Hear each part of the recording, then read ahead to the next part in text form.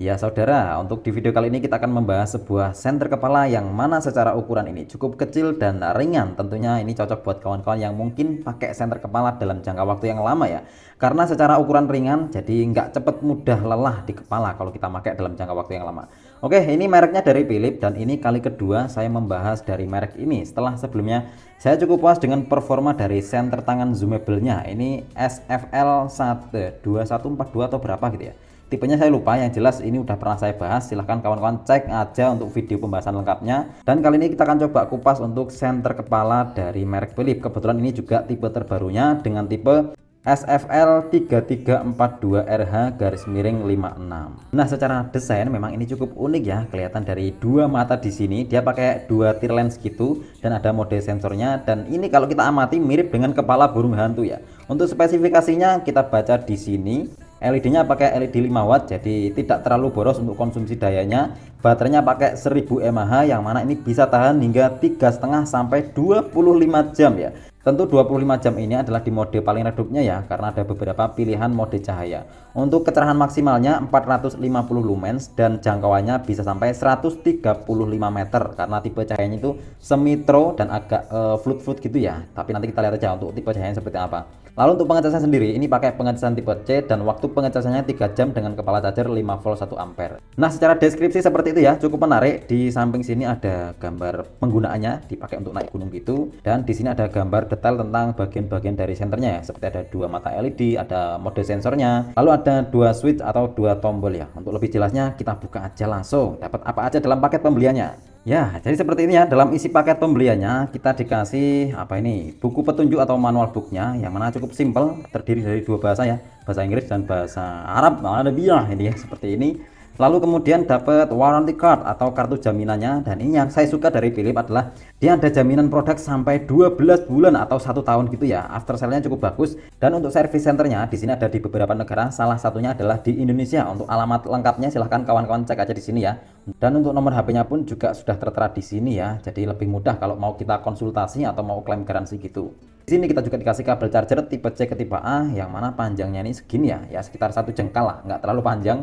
Dan ada juga klipnya seperti ini. Ini mungkin kalau mau kita pasang di tas atau di topi gitu sebagai center topi juga bisa ya, karena sudah ada klip seperti ini. Lalu ini dia untuk tokoh utamanya, Philips Center Burhan, burung hantu ya. Kalau kita lihat secara desain memang mirip dengan burung hantu, ada dua mata gitu. Di sini ada sensornya. Oh ya, untuk strapnya ini tadi sebenarnya nggak kepasang ya. Ini udah saya pasang tadi biar kelihatan seperti apa sih senternya. Nah, seperti ini ya. Jadi ada strapnya. Untuk strapnya ada tertulis Philips gitu, yang mana ini cukup bagus lah ya. Ada tulisan Philips di sini dan ini ada dua tir lens, dua lensa tir gitu yang membungkus dua LED. Untuk LED-nya pakai seperti ini. Ini mungkin XHP50 ya, mirip dengan XHP50. Ada dua LED dan di sini ada sensor geraknya gitu ya. Dan di bagian bawah ini ada dua tombol ya. Di bagian kiri ini untuk tombol powernya, on off-nya, dan di bagian kanan ini adalah tombol untuk mengaktifkan mode sensor geraknya. Untuk ngecasnya sendiri di bagian samping sini menggunakan pengecasan tipe C. Nah, sekarang kita ke cara mengoperasikan sekaligus beberapa mode-modenya seperti apa ya. Untuk mengoperasikan ya seperti biasa, tekan aja tombol powernya di sini, maka kita masuk ke mode pertama atau mode paling redupnya. Kalau klaimnya ini bisa bertahan hingga 25 jam ya di mode seperti ini. Dan meskipun dia dua LED gitu, cuma kalau kita arahkan ke depan cahayanya tetap ngumpul gitu ya. Jadi terkesan lebih sorot gitu. Untuk mode kedua, wah, dia nggak harus melewati semua mode ya. Jadi mode pertama tekan, setelah beberapa detik kita menyalakan dan kita tekan lagi maka dia akan langsung mati. Oke, mode pertama seperti ini. Mode kedua ini lebih terang lagi. Mode ketiga ini lebih terang lagi dan mati. Jadi ada 3 mode ya. 1 redup, 2 sedang, 3 mode paling terangnya 450 lumen. Dan saat kita klik 2 kali atau double klik, maka dia masuk ke mode strobo dan double klik lagi masuk ke mode darurat atau mode SOS-nya. Nah, untuk menggunakan mode sensornya kita nyalakan dulu ya, bebas di mode mana aja. Ini contohnya di mode pertama, lalu kita tekan tombol mode sensornya ini. Tekan aja, maka dia akan menyala warna biru di bagian depan ya. Kalau kita lihat di sini ada bagian yang menyala biru di bagian lensanya ini ya. Ini menandakan bahwasanya mode sensornya aktif. Ini saya membayangkan kalau kita di kegelapan malam gitu dari kejauhan terlihat mungkin seperti mata kucing gitu ya, atau ini mata burung hantu lah ya, karena ada biru-birunya, ada dua LED yang menyala biru seperti ini di kegelapan malam. Oke, mode pertama seperti ini ya, mode paling redupnya. Kalau kita berpindah mode, apakah mode sensornya mati? Ya, saat kita aktifkan mode sensor, kita bisa berpindah-pindah mode tanpa harus mematikan mode sensornya ya. Ini mode keduanya. Dan coba kita ke mode ketiga, langsung padam ya. 1, kita aktifkan mode sensor, pindah mode. 2, 3, tetap aktif mode sensornya walaupun kita pindah-pindah mode ya. Oh ya, informasi yang saya dapat ternyata di bagian LED-nya ini nggak cuma ada warna putih untuk cahaya utamanya dan biru untuk cahaya mode sensornya, ada juga warna cahaya merah dan hijau. Saat baterainya mulai lemah gitu, maka dia akan menyala merah, dan saat kita mengecas juga dia akan tetap menyala merah selama belum penuh, dan akan berubah menjadi hijau saat pengecasannya udah selesai atau udah penuh gitu. Nah, kalau kita lihat secara ukuran atau dimensi, ini tergolong kecil ya, dan tentunya ini ringan, hanya 60 graman gitu. Namun kalau kita lihat secara detail di sini ada dua mata LED dengan dua lensa tir gitu untuk performa atau cahaya di luar ruangan seperti apa. Oke, kita nyalakan dulu ya mode pertama untuk melihat detail cahayanya kurang lebih seperti ini untuk mode pertamanya. Nah, itu dia ya. Jadi walaupun dia dua sorot atau dua mata LED gitu, namun kalau kita arahkan ke depan untuk cahayanya itu dominan sorot gitu ya, atau dominan lebih kecil gitu daripada cahaya lebarnya ya, meskipun masih ada cahaya floodnya gitu ya. Jadi kalau kita lihat di sini masih ada cahaya yang melebar, cuma secara dominan atau secara keseluruhan itu lebih fokus ke cahaya sorotnya. Oke ya, mode pertama seperti ini. Untuk jarak maksimalnya ya sekitar di 10-an meter gitu, karena ini mode hemat daya. Dan untuk penerangan jarak dekat ini lebih rekomendasi ya, karena nggak terlalu silau dan lebih lama dalam durasi menyalanya ya. Kalau klaimnya sampai di 25 jam di mode pertama seperti ini. Oke, untuk jangkauannya itu di sekitar 10 meter. Pohon-pohon pisang yang ini, pohon-pohon kelapa ini sekitar 10-an meter. Oke ya, untuk mode keduanya, langsung padam ternyata. Jadi nggak harus melewati semua mode. Kita ulangi mode pertama, mode kedua. Ya, ini dia untuk mode kedua. Ya, lumayan lah, lebih jauh daripada mode pertama, tapi ini belum cahaya maksimal ya. Untuk maksimalnya di mode kedua ini sekitar 50-an meter gitu kira-kira saya ya. Itu jaraknya di 20-an meter. Nah, ini 20-an meter pepohonan sebelah sini masih nampak cukup jelas juga untuk mode keduanya ya. Seperti yang saya katakan tadi, untuk cahayanya itu lebih dominan sorot gitu, meskipun dia ada dua mata LED. Mode ketiga, 1, 2, 3. Nah, ini dia mode paling terangnya. Kurang lebih maksimal jangkauannya di 130-an meter. Seperti ini ya. Dari sumber cahayanya memang dia ada dua mata LED gitu. Cuman kalau kita arahkan ke depan, cahayanya lebih ngumpul gitu ya. Jadi fokus ngumpul jadi satu, nggak berbeda, nggak jadi dua gitu ya. Oke, seperti ini untuk cahaya maksimalnya. Kalau tanpa cahaya, sekaligus ngetes sensitivitas sensor geraknya ini ya. Jadi kurang lebih seperti ini. Ini tanpa cahaya. Oke, ini dengan cahaya. Nah, ini dia. Kalau kita arahkan ke atas, ini tanpa cahaya, ini dengan cahaya. Oke ya, untuk sensitivitasnya cukup oke. Jadi nggak delay gitu untuk sensor geraknya, dan untuk jangkauannya ya sekitar 15 cm ya. Jadi seperti ini, semakin jauh dia kurang respon gitu. Jadi sekitar 15 cm. Untuk sensitivitasnya masih cukup oke. Mode pertama ya seperti ini. Untuk mode pertama jangkauannya tidak terlalu jauh. Ini lebih nyaman dipakai kalau kawan-kawan pakai buat jalan ya. Jadi tidak terlalu silau di jalan gitu, tapi udah cukup jelas untuk penerangan jarak 5, 10 atau 20 meter masih terlihat nih. Mode kedua 1, 2. Untuk mode kedua seperti ini, jangkauan yang lebih jauh sekitar 50-an meter masih nyampe cukup jelas.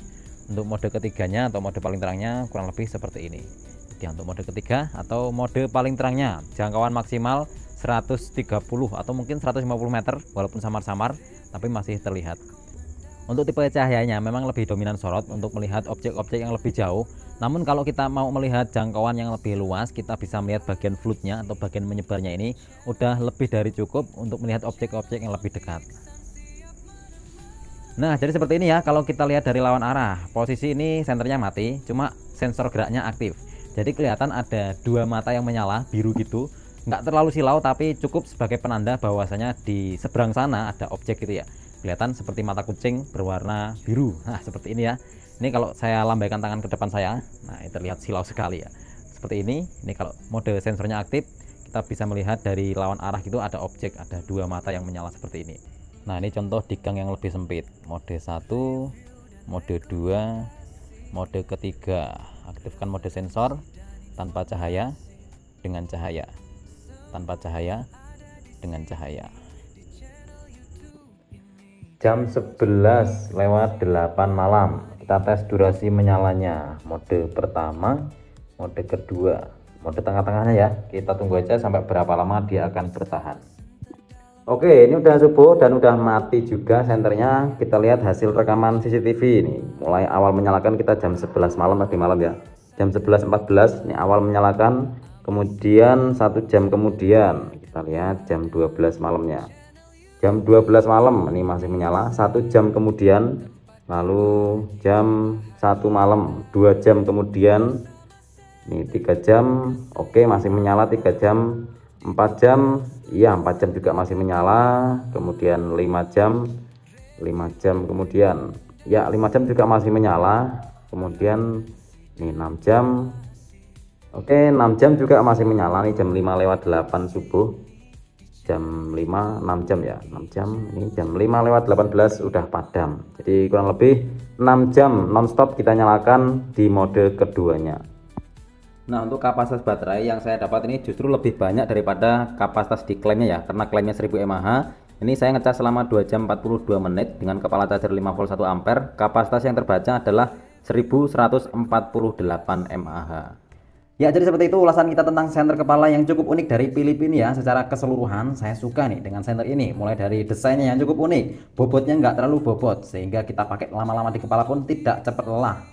Untuk klaim kecerahan cahaya, durasi menyala, sampai di kapasitas baterai, saya kira semuanya sama dengan apa yang diterangkan di dalam boxnya atau di deskripsinya. Lalu cocoknya buat siapa nih senter-senter dengan model atau tipe-tipe seperti ini? Ya saya kira mungkin kawan-kawan yang suka jalan malam atau kemah atau camping, mendaki gunung, atau mungkin hanya sekedar sebagai lampu emergency atau lampu darurat saat mati listrik di rumah atau perbaikan reparasi di rumah gitu. Ini mungkin jadi salah satu referensi yang cukup oke ya. Selain dari bentuknya yang memang cukup unik, untuk ukurannya hanya 60 graman saja, ini nggak cepet lelah kalau kita mau pakai lama-lama di kepala. Namun mungkin ini kurang cocok ya buat kawan-kawan yang memang butuh pencahayaan dengan tipe sorot jarak jauh, misalnya untuk berburu gitu, karena keterbatasan sorotnya hanya di 132 meter saja. Baik, demikian mudah-mudahan video ini bermanfaat dan menjadi salah satu referensi buat kawan-kawan yang memang cari senter kepala model seperti ini. Untuk link pembelian seperti biasa saya sertakan di kolom deskripsi video ini, atau silahkan cek di sebelah sini biar lebih mudah untuk mencarinya. Terima kasih sudah menonton, salam sukses, salam satu cahaya.